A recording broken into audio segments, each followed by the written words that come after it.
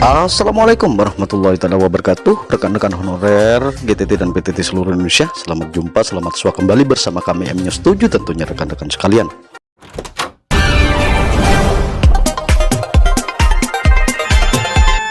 Pernyataan tegas dari anggota DPR RI Komisi 9 tentang kepastian nasib honorer PTT, tenaga kesehatan, dan non-nakes. Pernyataan tegas ini disampaikan oleh anggota DPR pada saat rapat panja Komisi 9 DPR RI. Oleh karena itu, mari kita simak bersama. Beserta seluruh teman-teman anggota Komisi 9 yang saya hormati, para tamu undangan kita pada pagi hari ini saya kira agak sedikit lengkap ini dan cukup dijadikan sebagai representasi dan juga referensi bagi kita untuk merumuskan bagaimana masa depan tenaga kesehatan kita di Indonesia untuk diperbaiki ke depan ini. Ada beberapa hal yang ingin saya sampaikan tadi setelah mendengar semua paparan, yang kebetulan tadi paparannya saya dengar melalui Zoom. Dan ini saya kira perlu dicatat oleh tenaga ahli kita. Yang pertama yang saya dengar tadi adalah bahwa ada banyak masalah di dalam sistem pemberian kerja oleh pemerintah daerah kepada tenaga-tenaga kesehatan ini. Ada banyak masalah itu tadi.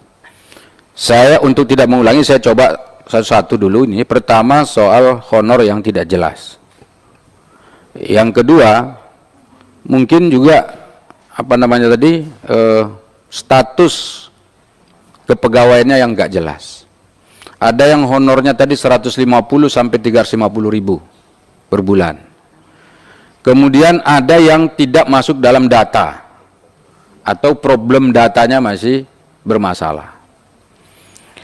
Kemudian yang berikutnya adalah adanya warning dari pemerintah bahwa tahun 2023 tidak ada lagi sistem honor di Indonesia atau akan dihapuskan.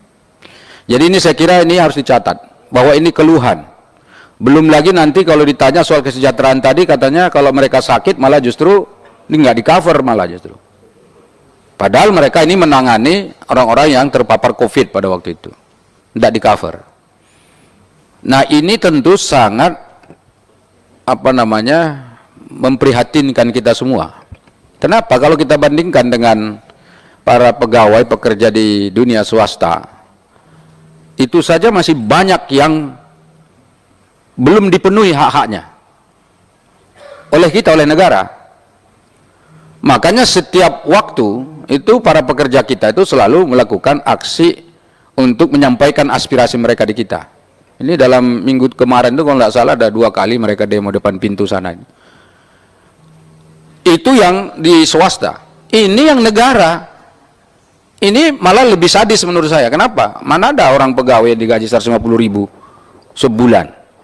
Mohon maaf kalau yang perempuan itu, ibu-ibu bidan atau ibu perawat itu, kalau 150 mungkin hanya untuk beli kosmetik ya ibu ya. Skincare bu ya. Skincare. Atau mungkin ya ongkosnya kurang mungkin ini. Kalau ongkos rumahnya agak jauh dari tempat dia bekerja mungkin nggak cukup. Bahkan mungkin sebagian diantaranya bawa nasi dari rumah. Dia bawa nasi ke kantor gitu. Bekal supaya nggak beli. Jadi karena itu sebetulnya kalau dihitung-hitung mereka rugi ini bekerja.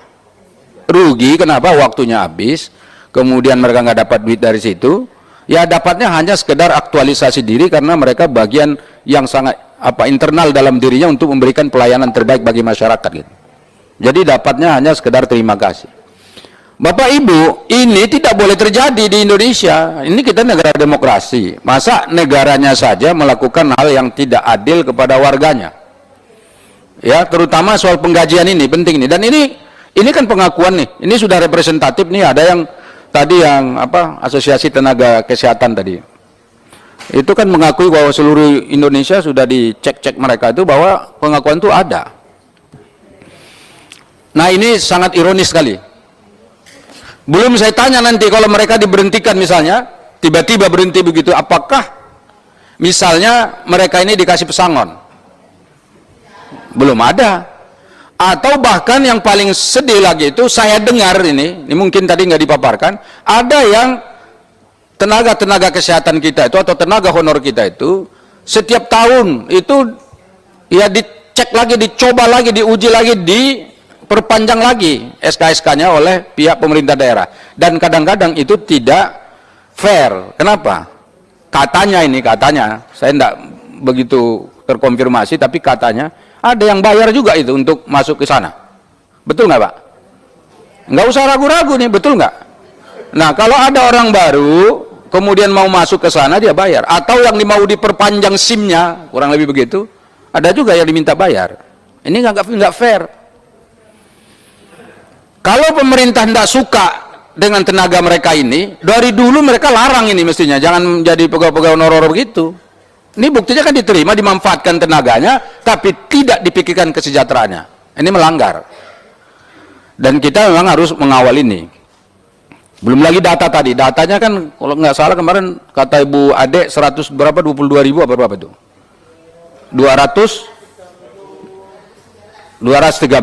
Dan itu belum tentu segitu gitu loh. Bisa jadi lebih banyak yang belum terdata di situ. Saya tidak yakin 213.000. Malah justru saya 2 kali lipat dari situ mungkin ada itu. Karena ada yang TKS yang tadi belum ada saya dengar penjelasan yang soal TKS ini, itu yang lebih penting di TKS nih. Tenaga kerja sukarela.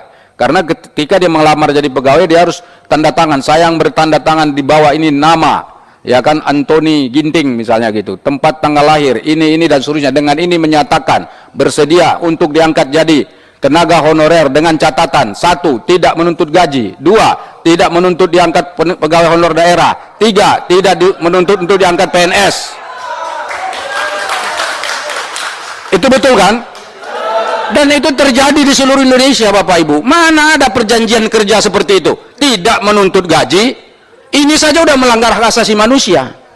Orang dipekerjakan tidak menuntut gaji. Yang kedua, tidak menuntut diangkat jadi honor daerah. Berarti mau ngapain dia kerja di situ?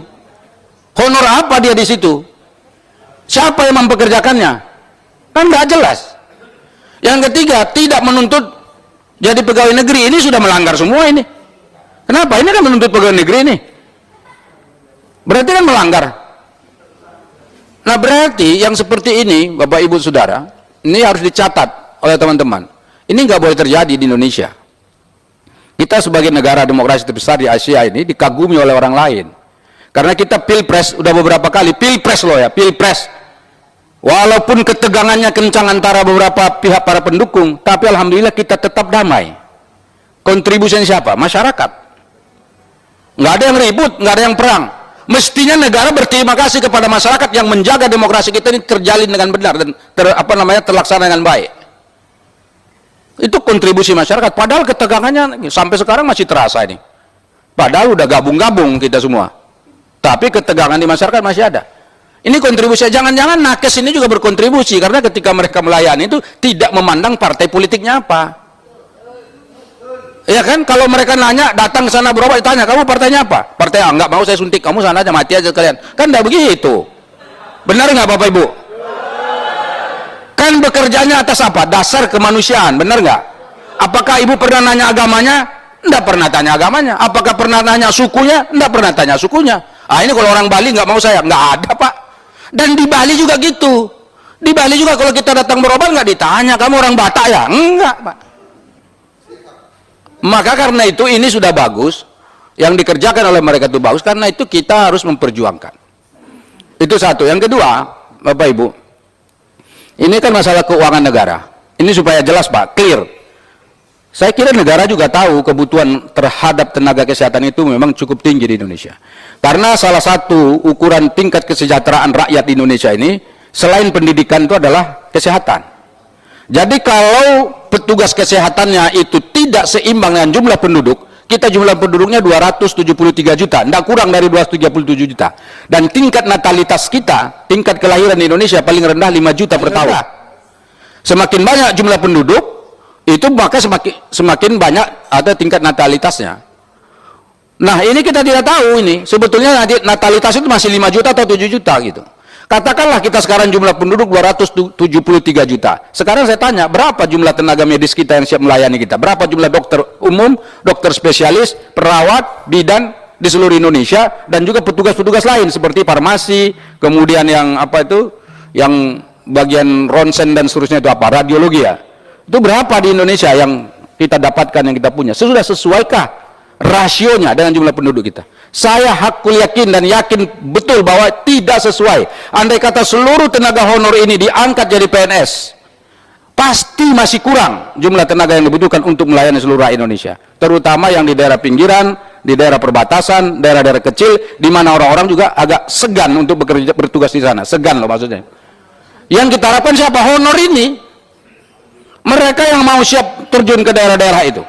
Dan saya yakin kalau mereka diangkat jadi PNS, mereka bisa membuat surat, saya bersedia untuk tidak dipindah dan akan tetap bertugas selamanya di tempat itu. Kan bagus begitu, daripada tidak bersedia, tidak digaji, tidak diangkat honor daerah, tidak diangkat PNS. Itu lebih bagus saya siap untuk ditugaskan di sini dan tidak pindah-pindah. Saya kira Bapak Ibu yang sudah sekarang honor di puskesmas, honor di daerah-daerah, itu pasti siap untuk melakukan itu.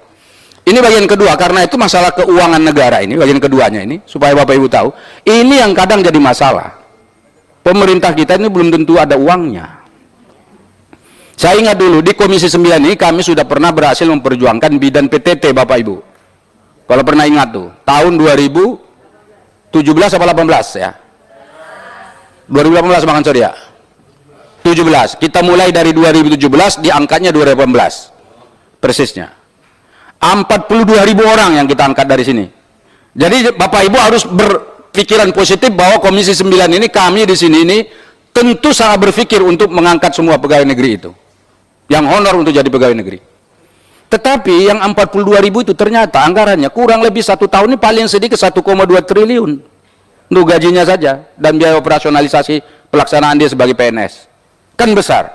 Sekarang kalau kita angkat yang 213.000 tadi, itu yang datanya ada di pemerintah loh ya, belum yang tadi masih bermasalah. Kira-kira berapa anggarannya? Nah ini sekarang negara sanggup enggak? Saya Bapak Ibu, sebelum Bapak Ibu datang ke sini sudah tanya ke Kementerian Keuangan kemarin, Dirjen anggaran negara itu, saya tanya, Bapak sanggup nggak kita membayar atau menggaji mereka kalau mereka semua diangkat jadi pegawai negeri? Jawabannya apa Bapak Ibu? Jawabannya, jika negara membutuhkan pasti kita akan sanggup. Ya, jika negara membutuhkan pasti kita akan sanggup. Pertanyaan saya sekarang, apakah negara membutuhkan? Saya tanya, apakah negara membutuhkan? Tolong dijawab Bapak Ibu. Apakah negara kira-kira membutuhkan yang tenaga honor kita ini? Karena kalau negara butuh, maka karena itu negara harus sanggup untuk membayar. Ya kan? Jadi jangan ada alasan APBN kita ini itu segala macam. Buktinya kita bisa bangun infrastruktur besar-besar itu lapangan udara yang besar itu, ya kan, jalan tol di mana-mana, tuh kereta api cepat di sana yang sampai sekarang masih mandek itu, kemudian ada yang lapangan udara udah besar-besar nggak dipakai, banyak kok. Kenapa untuk yang sumber daya manusia nggak kita pikirkan? Bukankah pembinaan sumber daya manusia itu adalah masa depan? Nah karena itu ini saya kira harus dimasukkan di bagian rekomendasi. Jadi ada 2 hal tadi itu, soal pendataannya diperbaiki, kemudian soal keluh kesah dulu tadi, data dan fakta yang menjadi persoalan mereka ini kita masukkan satu-satu dalam rekomendasi itu. Kemudian yang kedua, soal pendataan kita harus gugat itu, karena di Indonesia ini Bapak Ibu memang datanya selalu bermasalah. Soal data BPJS saja bermasalah. Kemudian yang ketiga, soal keuangan negara harus kita dukung, dan kalau perlu, ini kan belum terlambat, dalam pembahasan anggaran APBN sekali ini tolong dimasukkan dalam rekomendasi APBN tahun 2023, kita harus pastikan mereka memasukkan dan memikirkan ini, Kementerian Kesehatan. Kalau tidak dipikirkan ini, ya tolong kita negosiasi soal anggarannya, apakah kita setuju atau tidak setuju.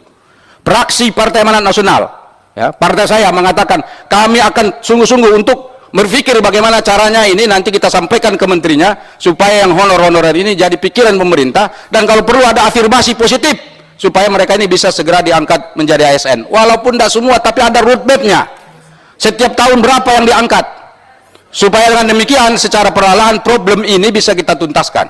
dan ke depan ditata lagi bagaimana sistem dan mekanisme pemilihan dan pengangkatan pegawai negeri di Indonesia dan pegawai honorer. Jangan sampai negara saja melakukan tindak kekerasan dalam tanda petik psikologis kepada orang-orang yang dipekerjakan. Dan saya kira ini menjadi catatan penting dari fraksi Partai Amanat Nasional. Terima kasih Bapak Ibu Saudara, mudah-mudahan ini rekomendasi ini bisa dimasukkan di dalam rekomendasi panja ini khusus ya. Dan saya tidak bertanya kepada Bapak Ibu semua karena saya sudah banyak mendengar baik secara langsung di dapil saya maupun dari organisasi-organisasi yang mengirimkan ke saya. Alhamdulillah dalam 2 hari ini ada beberapa yang mengirimkan ke saya, bahkan anggota-anggota DPRD saya di daerah karena mereka tahu ada acara ini juga mengirimkan surat resmi kepada kami untuk membicarakan ini dan memperjuangkan ini. Dengan demikian ini sungguh-sungguh sangat serius di mata teman-teman juga di daerah dan tentu di mata kami di DPR RI ini. Terima kasih. Nasrullah wa fathun qarib wa basyiril mu'minin. Wassalamualaikum warahmatullahi wabarakatuh.